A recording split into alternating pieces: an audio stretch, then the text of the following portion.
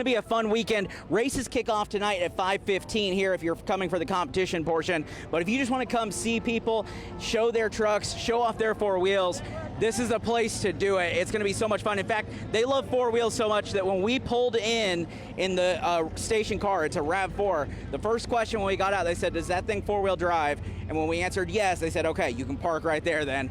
And it has been an absolute blast since that moment. Again, things going on all weekend long. Come out to the Indiana State Fairgrounds and check it out. I'm trying to hitch a ride from one of these. Hey, can I get on with you? Can I get on? Maybe? All right. Here, let's see if I can get in here real quick. Oh no, I'm dropping stuff. All right, here we go. Oh, all right.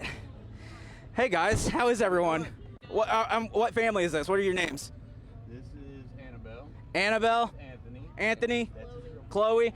All right, we are gonna go hang out with all these fine folks. Where are you guys from? Indiana. Oh, they're from Indy. Cool. I can get home. All right, I'm going to go to break, and we're going to take off because we're holding up traffic. Come out, check out the show. We'll see you guys later. Hey, thanks for letting me come hang out. Well, the 70th NHRA U.S. Nationals are officially in full throttle.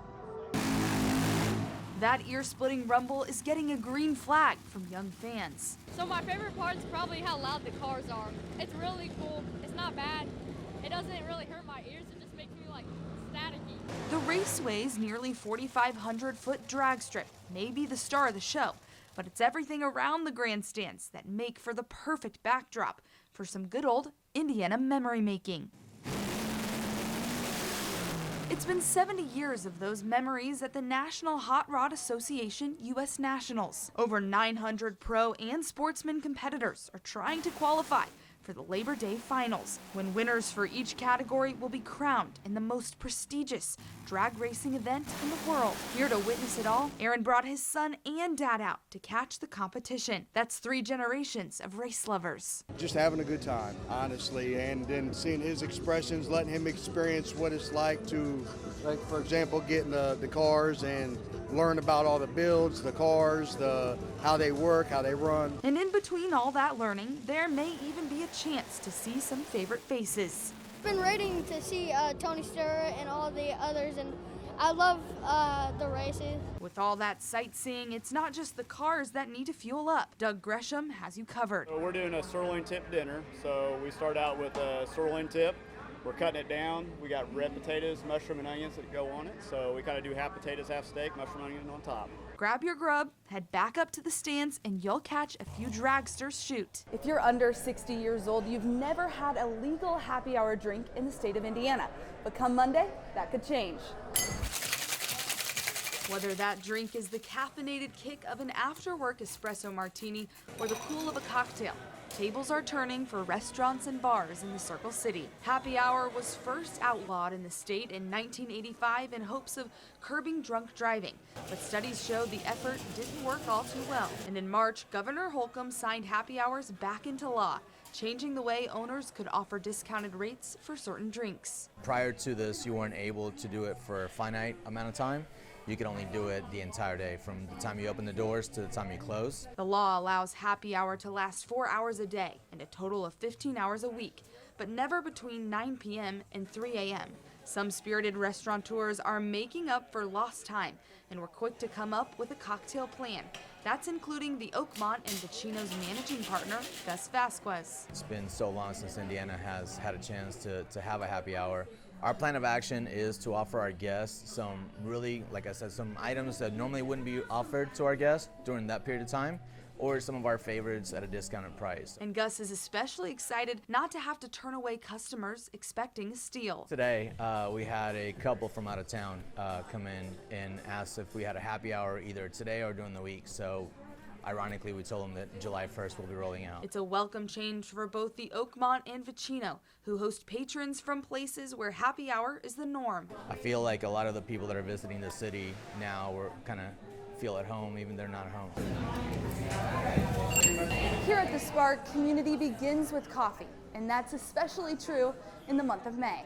Since 2021, the Spark Coffee Shop has been brewing up blends of all kinds for the Speedway community and beyond. Located on the corner of 14th and Main Street, the spot is IMS President Doug Bowles approved and has quickly become a must for race fans. People have started coming in town and they're here. So you'll start getting like customers that are just here for the month of May, and they're coming in every day. I just saw one of them walk in. She comes here every year, month of May, and she comes and gets a decaf. From specialty drinks to every type of logistic, the preparation for May starts months ahead. That thoughtful preparation has allowed the Spark to become the race day pillar it is. One example, they sold 359 breakfast sandwiches just on race day last year. This year, they've added a coffee trailer to serve fans as they enter IMS. The added customers means a boost to business. Jazz? I think most small businesses in Speedway, and us included, like May is like the ramp all the way up, and then you've hit the pinnacle of business year. Like our business will increase 3, 4, 5-fold just in this 1 month. That boost doesn't just pertain to business, though. For owner Jeff Shields, the goal is to really build bridges and belonging. So that we're a local business that really invests in our local community. So we have our art that you see on the wall is all local. It flips every month.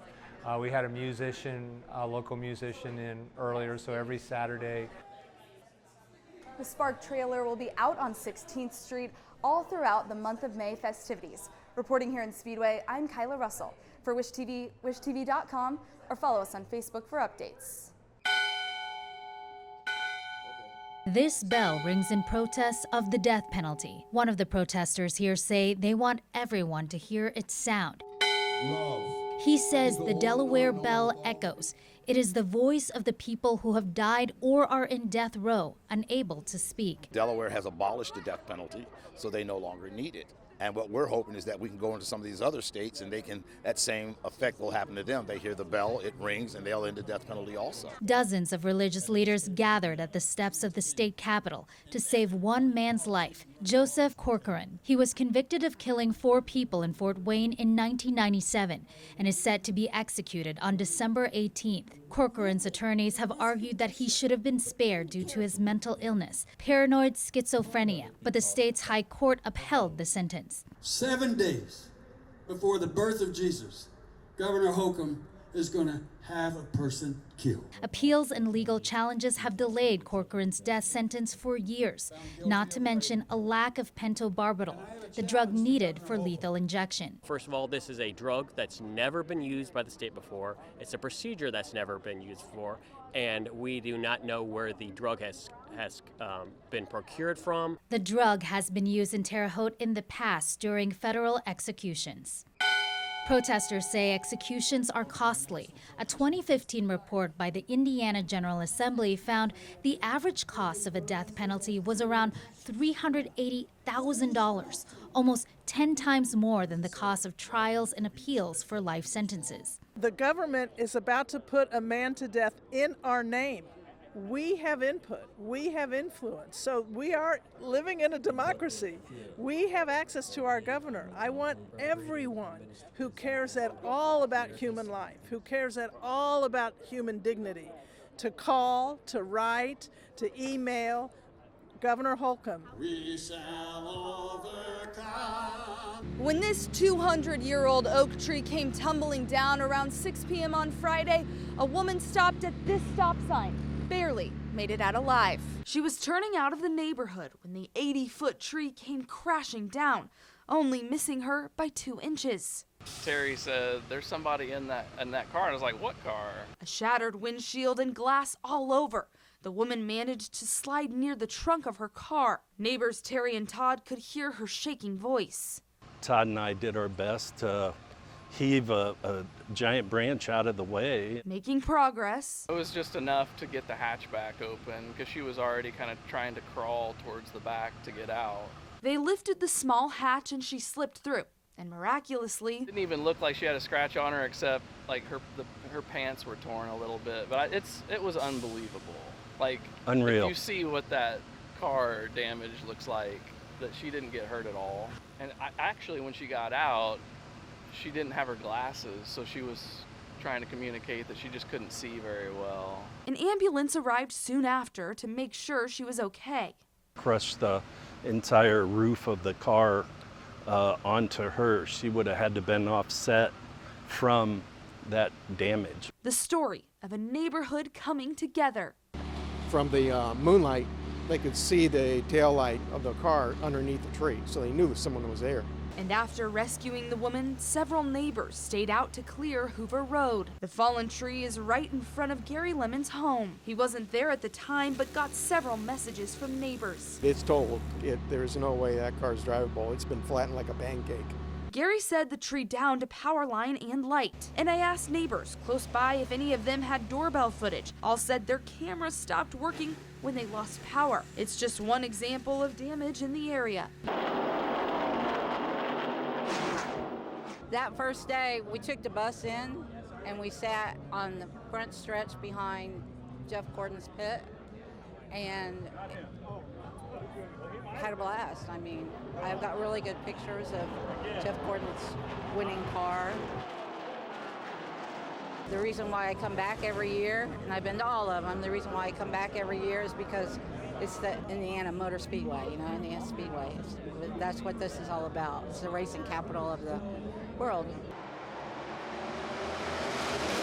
The history. It's one of the oldest speedways in the world, and lots of good races happen here. We've had IndyCar, Formula One, stock car, endurance races. It's fantastic.